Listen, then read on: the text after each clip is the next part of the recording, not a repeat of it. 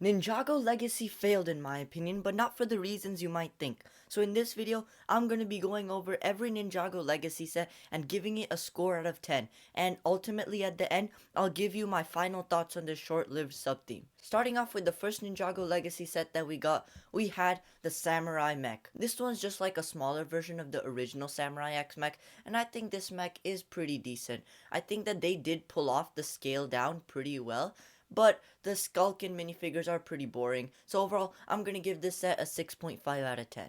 Next up, we have an iconic set, the Golden Dragon Legacy, and this one I think is a pretty good set. The dragon looks decent. I'm not a huge fan of the Overlord, I just think he looks a bit too weird, but Golden Lloyd's pretty good, and I can't be too mad about the Stone Warrior either. So overall, this set's getting a solid 7 out of 10 from me.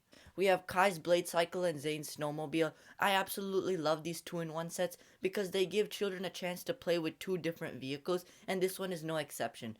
We also get 4 minifigures, albeit Lasha and Speda are some pretty boring Serpentine in my opinion, but overall, this set is not bad. It's getting another 7 out of 10 from me. Now we get into some really good sets. This is Jay's Stormfighter, and I think that this jet just looks really nice. I love the way they did the engines in the back, and just the general shaping around the body is pretty nice. The feature with the blades is also nice, and just in general, this is a pretty good jet in my opinion. What really elevates this set for me though has to be the minifigures. Getting Pythor is so great, and I think they pulled him off in Legacy pretty well. The other 3 minifigures aren't anything special, but just for Pythor and the Jet, I'm going to be giving this a 7.5 out of 10. Next up, we have Cole's Earth Driller, and Cole's Earth Driller I think is another really good set. Mostly because of the Stone Warrior. The huge Stone Warrior was something that showed up in Season 2, but we only got it in Legacy in like 2019. The Earth Driller by itself is nothing too special, but I think it is one of the more creative Ninjago vehicles. Mostly just for the Stone Warrior, I'm gonna give this a 7.5 out of 10. Now getting into some really good sets, we have the Monastery of Spinjitzu, and this might be one of my favorite sets in all of Legacy. I just think that this looks so pretty, and the minifigure selection is pretty great as well. I think they made the right choice by splitting the monastery into 2 parts, a front part and the back part, and this makes it easier to display as it isn't just one huge monastery, and you can kind of customize where you put the front section and the back section. Overall, a really nice set. It's getting a 9 out of 10 from me. Moving forward, we have the Ultra Dragon, and this one's another pretty good set. The minifigures are actually kind of interesting in this one, getting Garmadon and Pythor. The Ultra Dragon, I think, is one of my top 10 Ninjago dragons, or at least very close to top 10.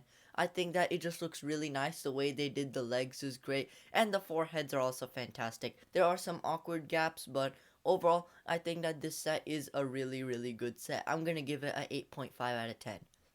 Finally, we have the Monastery Training. This one's a small $10 set. Overall, this set, again, pretty forgettable. I'm going to be giving it a 6 out of 10. Now going into the second wave of Legacy, the first set that we got was the Thunder Raider, and I absolutely love this set. I think that they nailed Cole's Earth Mech and the Thunder Raider, because when we got them like originally in 2014, both of those builds did feel kind of small, but the way they're compatible together just works really smoothly, and both of those builds are great by themselves. The Ninjoid in this set is pretty boring, but I absolutely love the new tournament slash season 3 suits that we got for the Ninja. I think they combined the best parts of both seasons. Again, Overlord in this set, not a huge fan of him, but he is okay. So overall, this set is getting an 8.5 out of 10 from me. Next up, we have the Jungle Raider, and this one's a small set, comes with 1 minifigure. Don't have too much to say, 6 out of 10. Next up, we have Kai's Fire Dragon, and a lot of people really hate this one because it is a 4+ set, and I mean, for good reason. This thing looks atrocious, but in my opinion, it's a 4+ set, so I'm gonna have to give it some slack, so I'm just gonna give it a 6 out of 10 just to be nice. Next up, we have the Golden Mech, and I think that this mech is a huge improvement over the original mech that we got in 2013. But yeah, I think this mech is pretty good. The way that they sculpted the arms and the legs is pretty nice, and also the torso is just generally pretty good. Getting this new version of Golden Lloyd, I think, makes this set have a special exclusive feel to it, and also getting General Kozu is pretty good. Wu and the other Stone Warrior though, not too interesting. We get them in other sets, but I think that overall this set is a good set, 7.5 out of 10. Next up, we have another 4+ set, Storm Fighter Battle from I believe, the summer wave of 2020. And yeah, this one's again a 4 plus set. Not too much to say on this. I think this one is slightly better than the Kai Fire Dragon because these builds actually do look decent, even if they look a little bit clunky. So overall, I think I'm gonna give this a 6.5 out of 10. Next up, we have the Kai Fighter, and I think that this is one of the best Ninjago jets that we've gotten to this day. I just feel that it just looks a little bit weird because there's so much bulk in the back and so less bulk in the front. It just looks like really back heavy, and Kai's just sticking out in the front with the cockpit. But overall, this set is not bad at all. The minifigures again aren't too interesting, but again, like I said, I love the new tournament slash season 3 ninja. The Kai Fighter has a really weird feature that I haven't ever seen in a jet before, but overall, this thing looks fine enough. I'm gonna give it a 7 out of 10. Next, for the last set of the summer 2020 wave, and probably in my opinion one of the best legacy sets that we've ever gotten, this is the Destiny's Bounty, and I don't think they did much wrong with this set. It's a great price for starters, $130 for just under 1800 pieces. Besides, we get all of the ninja, Nia in Samurai X form, and Young Lloyd, who was exclusive to this, and I think that's great. The Legacy Ninja are pretty common, but getting them all in one set is nice. The Destiny's Bounty by itself, I think, is one fantastic set. I love the feature they did with the sails, and just the head looks great as well. This is probably the best Destiny's Bounty and the most show accurate Destiny's Bounty that we've ever gotten, and I applaud them for making this such a good model. Overall, a really, really nice set. It's getting a 9 out of 10 from me. So that just about does it for Wave 3 of Ninjago Legacy. Next up, we have Wave 4, and they really went all out with this wave. You can tell because all of these sets are genuinely fantastic. Starting off, we have the Tournament of Elements, which is a small set, but it's a really good set. The minifigures are fantastic, getting 3 Elemental Masters that we've never gotten before, and a Golden Lloyd minifigure, not to mention that all of the other 10th anniversary Ninjago sets come with an exclusive Golden Ninja minifigure, plus some other minifigures that are pretty decent. I think that this set has just a fantastic minifigure selection. Also, it contains some really cool references back to Season 4 Tournament of Elements, and the build is not bad.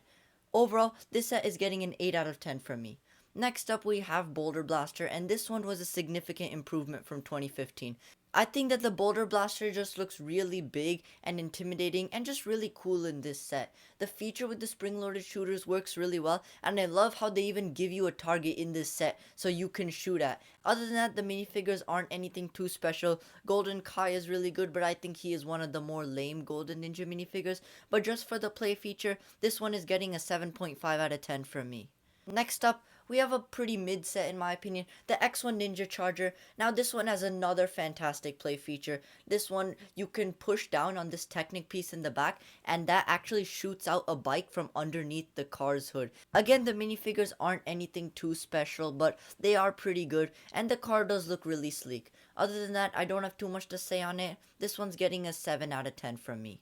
Next up, we have Zane's Titan Mech Battle, and this one is a fantastic set in my opinion. I'm gonna reveal it already. This one's getting a 9 out of 10. The mech is just so fantastic. I love the way they did the knees. This is the first Ninjago mech, big mech, to have knees, and I think it really pulls off the knees well. The color scheme, the aesthetics, all of it is great. The minifigure selection, not too special, but getting that exclusive deep stone Zane and the golden J is really, really nice. So overall, this set, yeah, 9 out of 10 from me. I don't have too much else to say on it. Now, before we get into some really good sets, we have to take a bit of a detour into 4 plus lane with Jay's Electromech.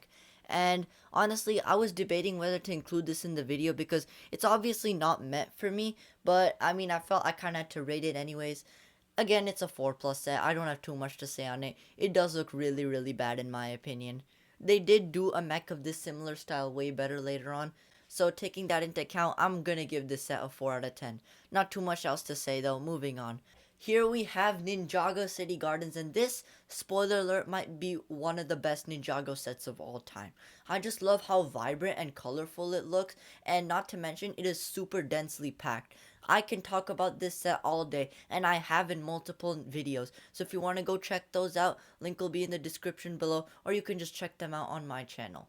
The minifigure selection is great. We get tons of cool and exclusive minifigures, but yeah, overall this set, pretty much excels in every single aspect you want a Lego set to excel at. So I'm going to be giving this a 10 out of 10. I don't see how you can get any better than this. Finally, with the last set from the January wave, we have the Overlord Dragon, and looking back on this set now, I think the dragon does look a little bit wonky. They have improved on dragons so much ever since Dragons Rising came out, and this dragon just looks a little bit clunky nowadays. I think that the Overlord minifigure in this set is a definite improvement from the one that we got before, and the Golden Lloyd isn't bad either. But overall, yeah, this set has a decent dragon, some decent minifigures, all for a decent price. I'm going to be giving this a 7 out of 10. Now, first up, we have a 4 plus set. This one I don't think is as bad. I think that this one's actually pretty decent. And it comes with Radla, I believe that's the Serpentine's name, who is a pretty decent figure. So I'm going to give this set a 6 out of 10. Moving on, we have the Ultrasonic Raider Legacy, and this set is terrible. I mean, oh my god, it has so many design flaws, I genuinely could not even tell them all if I talked for a whole day. For starters, it tries to mix like the Ultra Stealth Raider and the Ultrasonic Raider, but it doesn't pull off either of the looks particularly well. The jet in the back, I think, just does not look that great. Not only that, but these weird bikes that attach from the end, they just look terrible. And overall, nothing this set does is done well. I'm going to be giving this a 6 out of 10. Next up, we have another 4 plus set, and this one's also not great. I think that this one does have some cool pieces and some cool minifigures, which is the only reason I'm going to be giving it a 6 out of 10. Again, moving on. Next up, we have Kai's Fire Dragon Attack, which actually turned out to be the last legacy set that we ever ended up getting. And I think that this one's just a fantastic set. This dragon is just so unique and fantastic. I absolutely love the way they did the chest and the underside, and making this a non-traditional, instead two-legged like wyvern was such a great choice. It's not super accurate to the source material, but I think that's okay. I think they took some creative liberties and it really paid off in this dragon. So I'm going to be giving this dragon a 8 out of 10. So that was every single Ninjago Legacy set. As you can see, I had a lot of good things to say about this sub-theme because I think that it genuinely did a lot of things right. The goal for Ninjago Legacy was to reimagine old sets for newer fans who didn't get a chance to collect those sets back in the day. And I think in that regard, it definitely succeeded. So why do I think as a whole this theme still failed? Well, I think there's one reason and one reason only, and that has to be the minifigures. You can see from wave 1 to wave 5, we were still getting the same minifigures over and over again.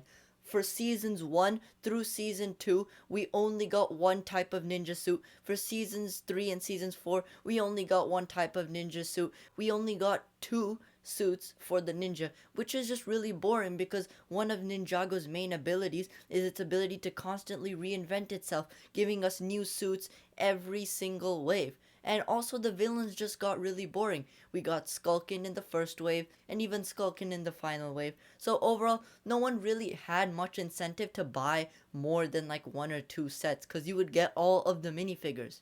Not only that, but I think Lego overestimated how much people actually wanted these old sets, because yeah, there is definitely a big community of fans who didn't get to collect these old sets, but there's also a bigger community of fans who just want whatever is newest and whatever's in the newest season. So in that regard, it kind of explains why Legacy didn't sell as well. I do think that it did sell decently, but nowhere near as well as Lego hoped it would sell, which is ultimately why I think it was cancelled after just 2 years. But overall, I think that Legacy did a lot of things right. So let me know what you think of this sub-theme down in the comments below, and subscribe.